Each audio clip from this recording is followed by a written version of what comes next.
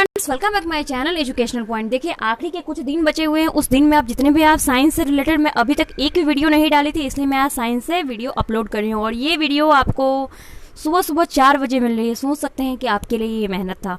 तो चलिए हम स्टार्ट करते हैं अपना वीडियो। तो एक लाइक तो बनता है ना, तो आप लोग जितने भी लोग देखेंगे कम से कम एक लाइक बस कर दीजिएगा। बस इतना छोटा सा काम आप लोग कर सकते हैं। तो चलिए स्टार्ट करते हैं। निम्न में से कौन सा पदार्थ लेंस के लिए प्रयुक्त नहीं किया जाता है? जल, मिट्टी, प्लास्टिक, कांच। आपके पास 3 सेकंड का समय है। और हाँ, मैं टोटल 50 क्वेश्चंस पूछूंगी आपसे। 50 क्वेश्चंस में कितने सही हो रहे हैं आप लोग देख लीजिए। और जिनको ज़्यादा जल्दी है वो वॉल्यूम में जाइए, स्पीड बढ़ाइए, मेरा जो स्पीड है, और स्पीड से भी आप लोग देख सकते हैं। तो लेंस के लिए प्रयुक्त मिट्टी नहीं किया। उत्तल लेंस की क्षमता ऋणात्मक, धनात्मक, शून्य और अन्य होती है। चलिए, तो उत्तल लेंस की क्षमता धनात्मक होती है। लेंस का एसआई मात्रक क्या होता है? चलिए 3 सेकंड पूरे हुए। तो लेंस का एसआई मात्रक होता है डायोप्टर। पानी से भरी बाल्टी की गहराई कम दिखती है, इसका कारण क्या है? तो इसका कारण है अपवर्तन। क्या है? अपवर्तन। अच्छा, आप मुझे एक बात बताइए, पूर्ण आंतरिक परिवर्तन कब होता है? ये एक किसी चीज में लॉ लगता है। और आपसे मैं एक छोटा सा और क्वेश्चन, ओम्स लॉ क्या है? ठीक है। पानी में डाली हुई छड़ी टेढ़ी दिखती है, इसका कारण क्या है? तो चलिए, इसका कारण है अपवर्तन। क्या कारण है? तो अपवर्तन है। दर्पण की चौड़ाई को दर्पण का कहा जाता है क्या? फोकस, ध्रुव, द्वारक, इनमें से कोई नहीं। तो चलिए, क्या कहा जाता है? द्वारक कहा जाता है। दर्पण की चौड़ाई को दर्पण का द्वारक कहा जाता है। सोलर कुकर में प्रयोग किए जाते हैं अवतल दर्पण, उत्तल दर्पण, समतल दर्पण, इनमें से कोई नहीं। चलिए, तो सोलर कुकर में क्या प्रयुक्त किए जाते हैं? तो अवतल दर्पण किए जाते हैं, इसलिए याद रखिए सोलर कुकर। सोलर कुकर अब सूर्य से पकने वाला कुकर। रोगियों के नाक, कान, गले आदि के लिए जांच के लिए डॉक्टर क्या प्रयोग करते हैं? समतल दर्पण, उत्तल दर्पण, अवतल दर्पण, इनमें से कोई नहीं।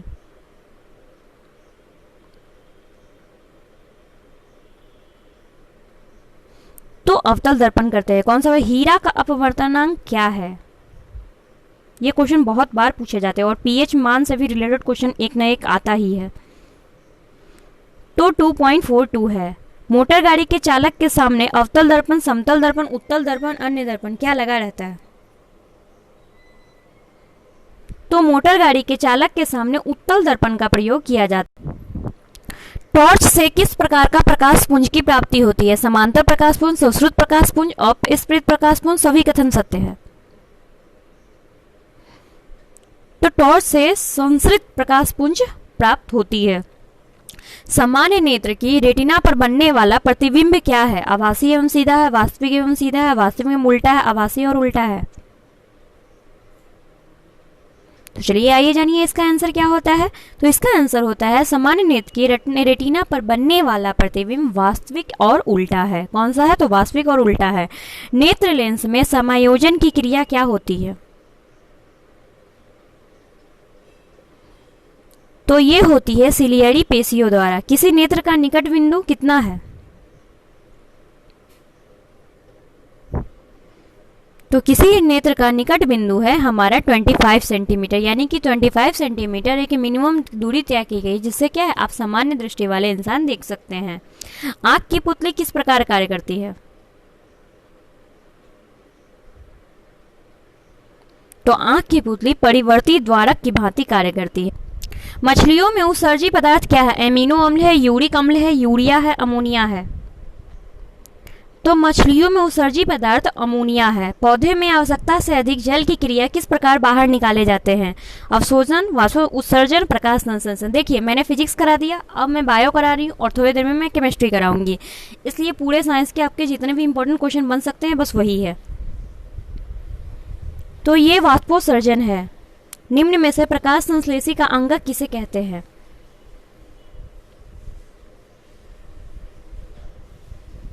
चलिए, आपके 3 सेकंड पूरे हुए। तो किसे कहते हैं? तो पत्ती को कहते हैं। प्रकाश संश्लेषण का अंग अंगिक है, वो थोड़ा ज्यादा हिंदी हो गया है। पौधों में गैसों के आदान प्रदान के लिए रहते हैं।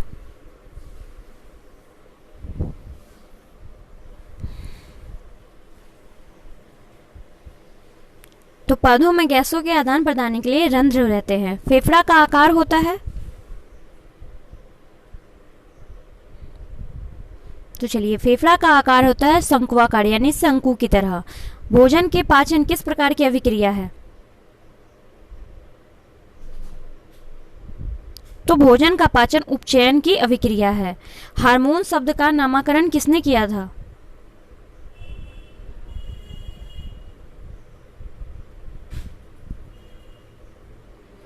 तो बेलिस एवं स्टर्लिंग ने किया था हार्मोन शब्द का नामकरण। पृथक्करण का नियम किसने दिया था?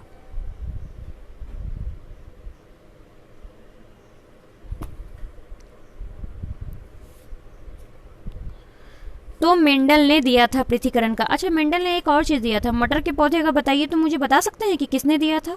अगर आप साइंस के स्टूडेंट होंगे तो आपको इतना पता होना चाहिए। जीव विज्ञान शब्द का प्रयोग किसने किया था?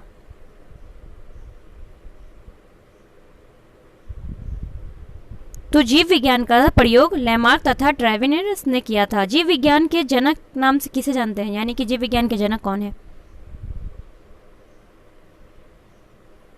तो कौन है? तो अरस्तु हैं। वनस्पति विज्ञान के जनक किसे कहे जाते हैं?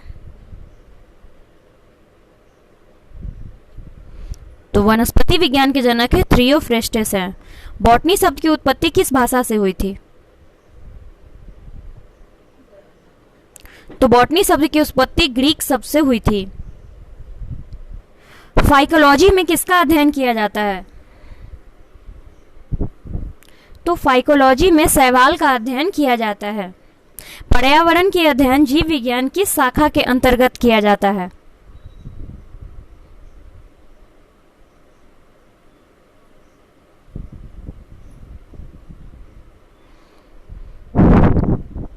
चलिए, तो ये किया जाता है परिस्थितिकी में किया जाता है। डेंड्रोलॉजी का संबंध किससे है?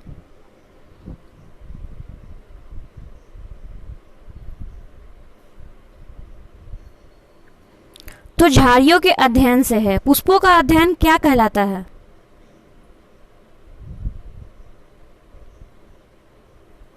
तो पुष्पों का अध्ययन एंथोलॉजी कहलाता है। वनस्पति संवर्धन से संबंधित विज्ञान की शाखा को क्या कहते हैं?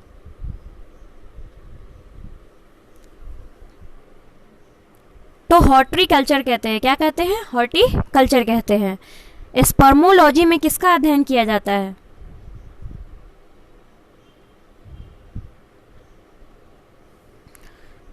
तो बीज का अध्ययन किया जाता है। एग्रेस्टोलॉजी में किसका अध्ययन किया जाता है? घासों का अध्ययन किया जाता है। पीडोलॉजी में किसका अध्ययन किया जाता है? भूमि, फल, चट्टान, पौधे, किसका अध्ययन किया जाता है? बताइए, जल्दी जल्दी बताइए। तो भूमि का किया जाता है। पौधों के नाम देने वाले वैज्ञानिक क्या कहलाता है? वैज्ञानिक को पौधों का नाम देने वाले विज्ञान को क्या कहते हैं हम? तो वर्गीकी कहते हैं। निम्न में से किसे वर्गीकी का पितामह कहा जाता है, यानी कि फादर कहा जाता है? तो लीनियस को कहा जाता है। किसे कहा जाता है? तो लीनियस को। सूक्ष्म जीव मिलते हैं रेतीली मिट्टी में, लवण युक्त पानी में, दलदल भूमि में, इन सभी में। तो ये मिलते हैं इन सभी में। विषाणु वृद्धि क्या करता है?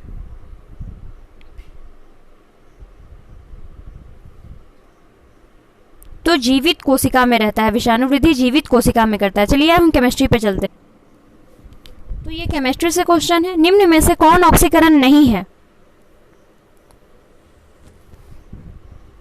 तो अवक्षेपण ऑक्सीकरण नहीं है। नमक के घोल में सिल्वर नाइट्रेट का घोल डालने पर दही पदार्थ जैसे उत्पन्न होता है, यह कौन सी अभिक्रिया है? तो यह है कौन सी अभिक्रिया है? तो उदासीकरण की अभिक्रिया है।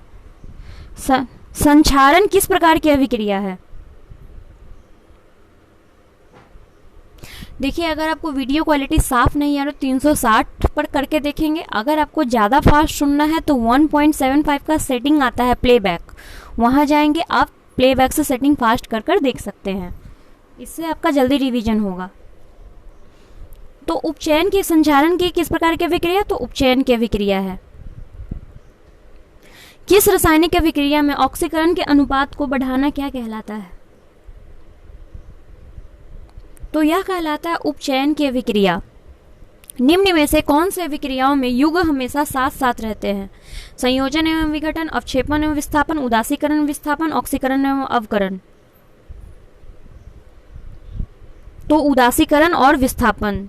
सोडियम हाइड्रोक्साइड हाइड्रोक्लोरिक अम्ल की अभिक्रिया से सोडियम क्लोराइड और जल बनाते हैं, यह कौन सी अभिक्रिया है? तो यह है उदासीकरण की अभिक्रिया। किस अभिक्रिया में भाग लेने वाले पदार्थ को क्या कहते हैं? किसी अभिक्रिया में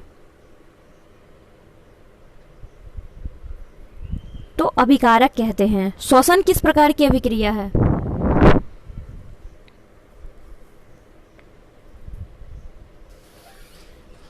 तो श्वसन ऊष्माक्षेपी अभिक्रिया है। प्रबल अम्ल और दुर्बल क्षारक से बने लवण का पीएच मान क्या है?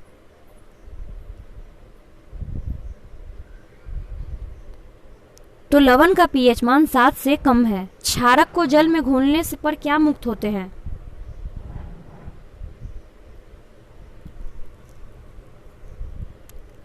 तो OH आयन मुक्त होते हैं। दही में किस प्रकार का अम्ल पाया जाता है? तो दही में लैक्टिक अम्ल पाया जाता है। कौन सा अम्ल पाया जाता है? तो लैक्टिक अम्ल पाया जाता है।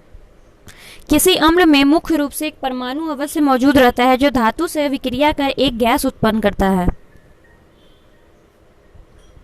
तो हाइड्रोजन। वे पदार्थ जिनके स्वाद खट्टे होते हैं जो नीले लिटमस के घोल को लाल बनाता है, क्या कहते हैं? तो उन्हें क्या कहते हैं? अम्ल कहते हैं। जल में घुलनशील भस्म क्या कहलाते हैं?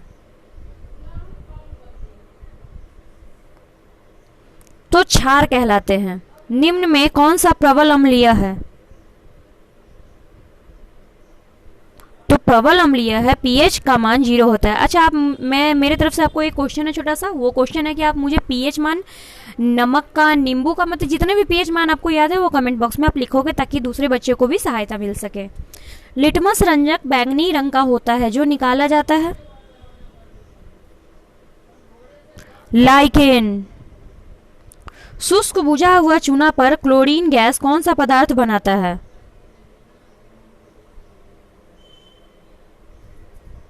तो विरंजक चूर्ण होता है। हल्दी, लिटमस पत्र आदि किस प्रकार का सूचक है?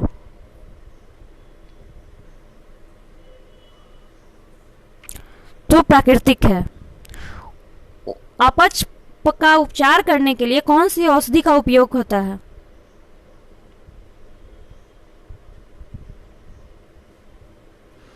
तो एंटासिड होता है। निम्न में से कौन सा ऑक्सीकरण नहीं है?